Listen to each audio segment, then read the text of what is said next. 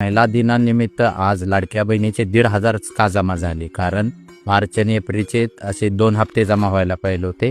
एकच हप्ता जमा झालाय. तरी पण काळजी करू नका, 1 ते 2 दिवसात तुमचे 2 हप्ते जमा होते. तर राम राम मंडळी. आता हे पाणी पोरान कशाला आणले? जेवण करायला. पर जेवणाचं राहू द्या, आपल्याला आज नाश्ता मिळाला नाही शनिवारी. चातर घेऊया म्हणलं.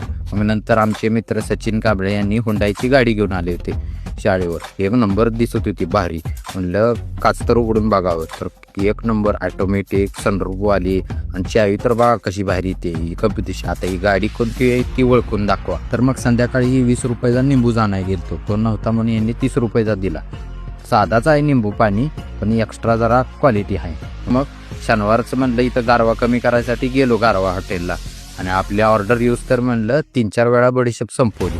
मग नंतर पार्सल आपलं आलं पनीर भाजी. महिला दिनानिमित्त म्हणलं तेवढं तर घेऊन जाऊया घरी. आपण भेटू पुढच्या ब्लॉगमध्ये. राम राम.